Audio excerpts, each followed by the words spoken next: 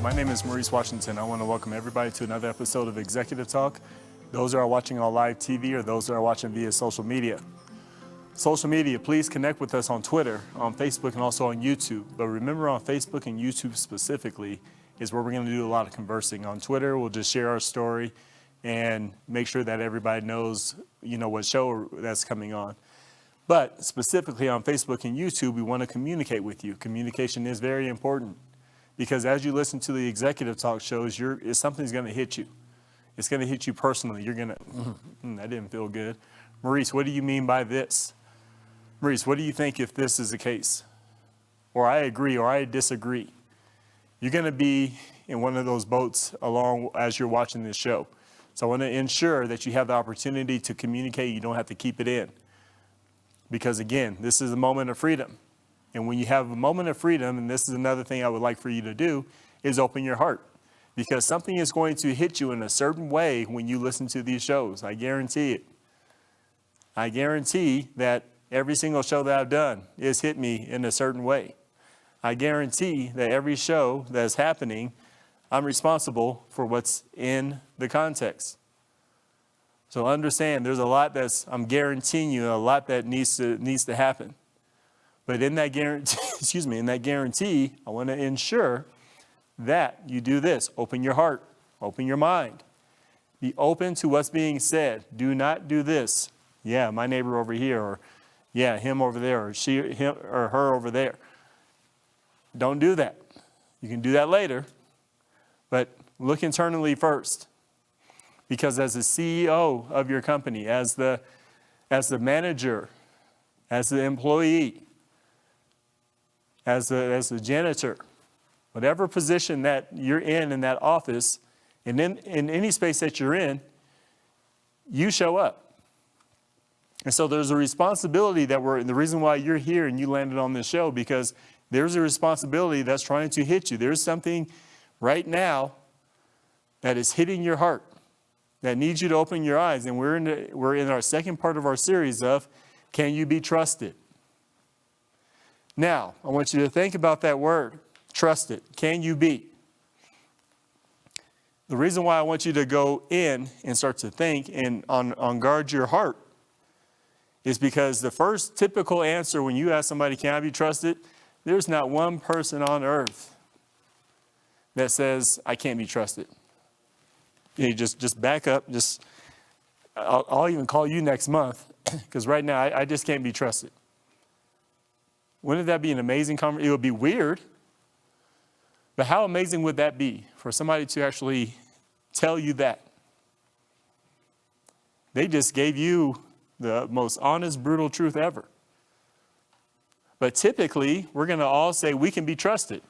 In business, you're sitting down with somebody, and right now, you're on a Zoom call. Right now, you went to a meeting, and you're trying to strike a deal, and you're trying to do business with somebody, and you're saying, I can be trusted. Go with us before you go with them, because we can be trusted. Okay, so again, when it comes to this, can you be trusted? There is a position we all play with this because we all feel that we can be trusted. We all feel that we're the company that can be trusted. That's why everybody needs to come to us because we can be trusted. Now, the question is, can you be? And 9 times out of 10, there's a 99% chance, and they say you can throw a percentage out anywhere, and there is that moment. Just threw a percentage out that you can't be trusted. There are some things in your life that you can't be trusted with. Now, yes, are we all flawed? Yes. Are any of us perfect? No. But there's areas, and there's also there's a moment that we're going to explore in our third show, third or fourth show, that we're going to explore where this comes from. Because if you've been part of our first show, you come to realize everything God made, everything trusted God. Every creature trusted God. Even mankind at one point trusted God. God can be trusted. That's why everything that he's part of functions and also delivers because it's always been blessed. That's what we learned in our first show. Also, what we learned in our first show is my level of trust. And where I came from in speaking to the show. Maurice, why do you know about this? Because I couldn't be trusted. For a long majority of my life, I could not be. Because I couldn't even trust myself. So that's why I'm asking you to really hone in on where are you. Okay? Now, fast forwarding to the show, we left off here. The enemy wants to lower your standard. Now, how does that resonate with you? When you think about the word trust, how heavy is that for you? One thing that we learn about God and his development is in everything, and it keeps the cycle going. It is the bridge to keep everything foundationally strong. One thing we learned in our last show is, say you had some pain in your childhood, let's say you had an issue with somebody, you lowered your standard of trust. The enemy depends on you to operate and actually deal with and see it all the time. Because also, but the most important part of lowering your standard is that now your expectations operate on that lower standard. You will find comfort in that lower standard. In your speech, you'll elevate yourself, but in your day-to-day, you lower your standard. Now, let's go to this next slide here. In Romans 12:2, it says, "Do not conform to the pattern of this world, but be transformed by the renewing of your mind. Then you will be able to test and approve what God's will is, good, pleasing, and perfect will." All right, so let me put this challenge on the table. And this is going to sound condescending. It's going to sound weird when I say this, but when you're lower and your trust level is broken and your understanding is broken, are you sitting here worrying about God's perfect and pleasing will? Let's be honest. No, you're not. You're on something's going on. When your trust is broken, everything inside you, if the cycle is broken, everything else inside you is broken. The way you process, the way you think, the way you feel about certain situations, your perception about situations, they're all broken. Everything is done. So I'm not worried about God's will. I'm struggling with my day-to-day. Now, the scripture in here says, do not conform to the pattern. So the pattern of this world is a lower standard of trust. Do you think that there's a lower standard? Would you agree with me that that's the pattern of this world? Absolutely. I'm answering because whether you agree with me or not, you got to be completely honest and say, yes, the pattern of this world is a lower standard of trust. We're not operating on the high level. How can we operate on the high level and be fallen in the same breath? Okay, now the pattern of this world. So what are you going to do if you do the pattern of this world? You're going to conform to it. Can you be transformed by renewing your mind if your trust is broken? Because nothing can be renewed there is broken. So everything that you're doing is operating in a specific way. You're stuck. The enemy will ensure you trust the patterns of this world. Understand, as soon as you are operating at a lower, you're not going to be without trust. You're going to trust something. But in our first show, what we did realize is that there's a severing of trusting God. So we're going to trust the world because what choice did we make in the garden? What was pleasing to the eye? We trust our eyes. We trust what's good for gaining wisdom. That's what we trust. Those three factors. That's part of eating of that tree is because that became our new factors of trust. We operate on a different concept of life, and that's through our flesh. and through our flesh, if God, because this is where the enemy is. You say, yeah, sure, I'll get catapulted out of heaven and come down here to earth and play with your creatures. I'm going to tear some things up. You think he was mad that he was angry, but I'm going to get back at you. You know, the enemy, the character of the enemy is I'm going to pay you back. Think about that. I'm going to pay you back. So I'm going to ensure that your children, God, make sure that they fall in love and trust the patterns of the world, because I know I disrupted their trust level in the very beginning. And I saw what happened. So understand, as soon as you conform, so now the first priority is once you conformed, you have lowered your standard. How do I know? Again, we're still in the midst of trust, so stay with me. But if I got in an argument with you and kept on baiting you with what I'm talking about, and the thing is, what you end up doing is responding, and you start to argue with me, I have just conformed you. I've lowered your standard of the conversation. I've taken you to a level with the argument, yelling and screaming and getting upset. And all of a sudden, why are you so upset? What's going on with you? Well, I thought you should have called me. Right? Guess what? There's a lower standard happening. Right there, right in front of us. I've conformed you to a pattern of this world. It does not take much to get mankind to conform. Because of our fallen state. Because of what we're used to, because of what we trust in. We trust in it, so we operate in it immediately. That is a pattern of this world. That is a systematic process in us, in our flesh, specifically. So now, once the enemy ensures you trust the patterns of this world and not God, because again, the longer you do something, see, that's the crazy thing about human beings in life. You can do something the wrong way and feel like that's a success. You can be in the wrong thing and feel like you're successful. It's a long-term deception, but the longer you're in it, the more it degrades you. It lowers your standard.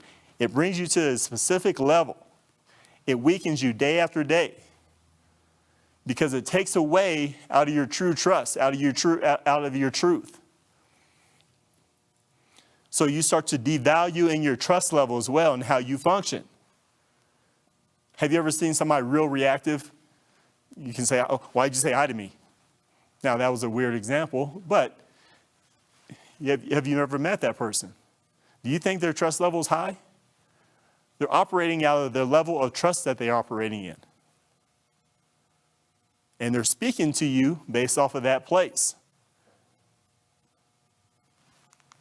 So now, your day-to-day, this is how you show up. This is why I brought the example up in the last show as far as my insecurities, because that was my day-to-day. When I was operating in abandonment, in my pain, insecurities was 100% of everything I did. That's all I knew. That's what I trusted in, but I thought I was a trustworthy person. But I didn't trust the world. Do the math with that. That's 0 minus 0 equals nothing. That was my output. So, struggling with understanding. My brain was starting to operate under a depraved mind.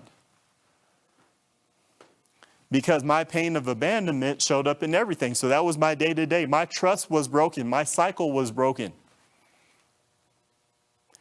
So you can be probably the person, I could have met you, and I could have did everything to destroy something good. Because I didn't trust anything good to happen to my life, did I? But when it was bad, guess what? I engaged long term with that.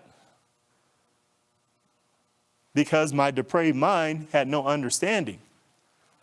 Because my trust, my cycle was broken. Now, you're in pain. Whatever that situation is becomes your understanding. You understand pain more than anything else. The longer you're in something becomes your truth. Becomes what you trust in. Even though you hate the results of it, the fruit that it bears, you still trust it. Just the fact that I can be in a painful lifestyle and also navigate, oh, that's going to hurt me. Is that bad that I'm sitting here navigating pain? Absolutely, that's the dysfunction. I'm navigating by putting my trust in all my senses in navigating pain. Oh, where's it going to hit me?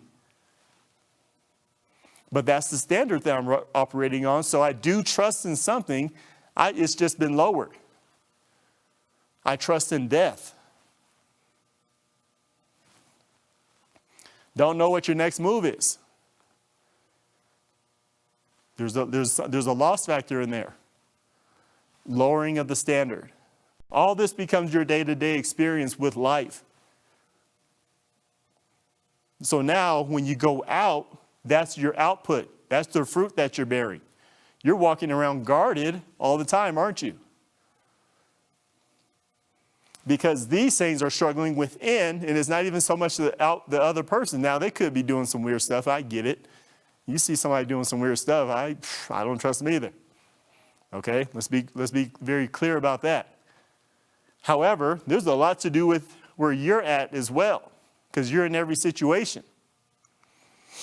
In Matthew 13:15, it says, "For this people's heart has become calloused. They hardly hear with their ears, and they close their eyes. Otherwise, they might see with their eyes, hear with their ears, understand their hearts in turn, and I would heal them." Listen to this here. They would understand with their hearts. But as long as that trust is broken, you can't understand anything that's happening with your life because you're stuck here. Okay, so that is the first thing that you do in order to do life. It's an automatic reaction because in Proverbs it says, guard your heart because that's where life springs from, right? I'm paraphrasing, but that's the majority of the scripture. Now, for this people's heart has become callous. As soon as your heart becomes shut off, you are done. I don't care how much you ran. I don't care how much you exercise. As long as you have a calloused heart, you will shut off the lifeblood from you and also from others. Because you become hardened. You become too busy being guarded and ensuring that nobody else hurts you because you trust yourself, but you don't trust anybody else. Because your understanding of trust has been broken. That's your new reality. That becomes how you experience everybody and how people start to experience you. So now, the first thing that people do when you get into a callous heart, the new saying in this world is, "You got this." That's the new saying that we have, and it's called independence. So, if you're getting to this place of independence, is that good? Well, Maurice, yeah, I should be independent. Now, it's independently wealthy, it's independent. That means you doing your own thing. Yes, is there a level for independence? Absolutely. Should you be able to clean your butt? Absolutely. Should you be able to brush your teeth? Absolutely. Should you be able to function? Should you be able to help? Absolutely. But when you don't trust, you're actually taking a step further, meaning I don't need anybody. I don't trust anybody. So you're actually creating a lifestyle with a callous heart, and it's creating this thing called independence. And when you get into this place, you're actually taking your life out of every situation. You're starting to develop something that you're unaware of. And it's also a gateway to lawlessness. Because everybody has a reason why they're so independent. Oh, I don't trust men. Oh, I don't trust women. Oh, I don't trust clients who are, younger than me. I don't trust millennials. Oh, I don't trust older folks. Right? There's this whole level of what you don't trust. So now, what am I starting to speak about myself? Why is this a gateway to lawlessness? Because the stronger you start to do something, and again, where is lawlessness? Where is the flesh? And what are the actions of it? And as I always go into Galatians 5:19 through 21, it's a gateway to these actions. The acts of the flesh are obvious: sexual immorality, impurity, and debauchery, idolatry, and witchcraft, hatred, discord, jealousy, fits of rage, selfish ambition, dissensions, factions, and envy, drunkenness, orgies, and the like. I warn you, as I did before, that those who live like this will not inherit the kingdom of God. Now, why is this important? Because the more independent you become, the more you start to praise yourself. The more you become an idolater, you start to get that God-like complex. They call it narcissism. But no trust develops your narcissism. Okay? It's developing, it's the gateway. So I don't trust. I'm starting to become independent because I don't trust anybody. So I'm going to start to have idolatry. I'm developing my flesh around this. Now I need to be strong. Okay? Now, the more independent you become, the more you start to become more selfish. And the more selfish you become, the more jealous you become. The more selfish you become, the more rage you start to have. The more selfish you become, the more selfish ambition starts to increase. The more rage, the dissension, the factions, the envy, all that stuff starts to develop. But because what was the root issue? Your trust. So now in Jeremiah 17:5, do you see, and I want you to understand something. Do you see the trail that's being made in this show where the enemy is taking you down? First of all, and we'll come back to Jeremiah 17:5. First of all, he lowered your standard. And this is actually just hitting me right now in the middle of the show. So lower standard, and I see the patterns of this world. You have your insecurities. You become callous in the heart. You become more independent. You have a gateway to lawlessness, and boom, here you are. Right into the flesh, right into the enemy's playground. And now, Jeremiah 17:5, he has you against the Lord. This is what the Lord says. Cursed is the one who trusts in man, who draws strength from the flesh. So as long as you start to draw strength from, this selfish ambition thing, people need to trust me. I don't need to trust them.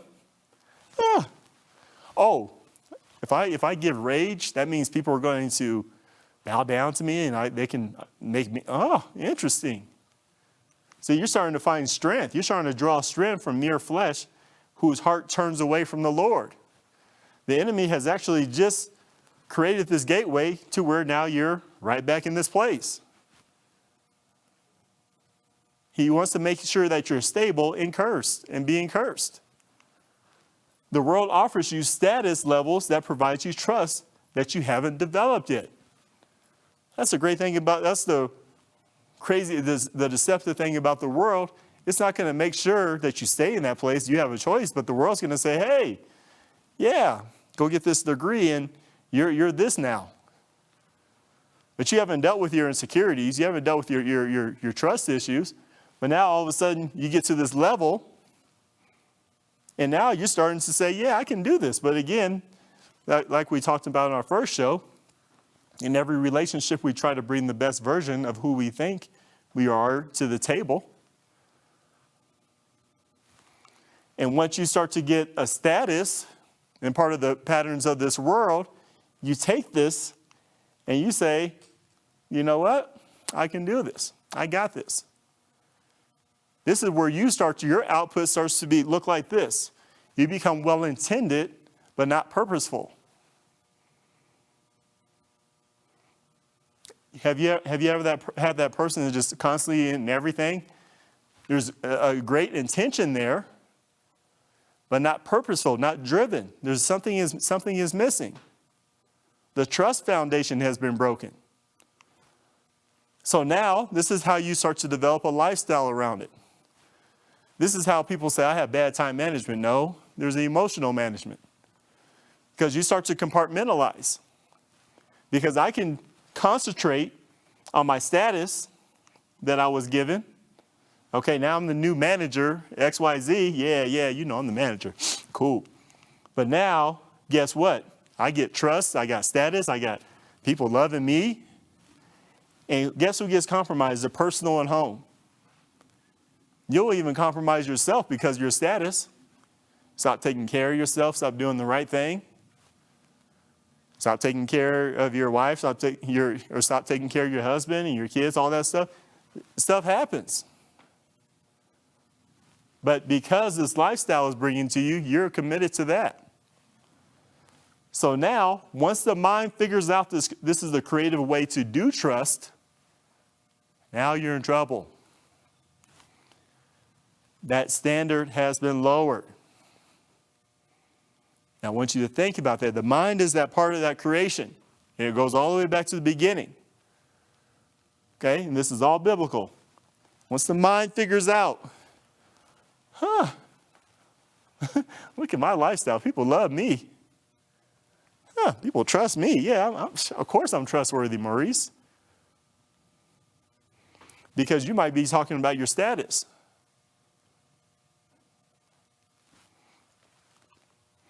The enemy wants to lower that standard. Now, I'm coming back to this place, and this is probably for somebody who just now wants to be a CEO. Talking to you right now. Is this you? And now you want to be a CEO. Or you're currently a CEO. Is everything that we're talking about you? Because I guarantee that cycle of no trust is now going to show up in our next show. And how does it show up in the office space? It doesn't just stop with you like, oh, it's just my issue. No. You bear fruit, sir. You bear fruit, ma'am. It's definitely you.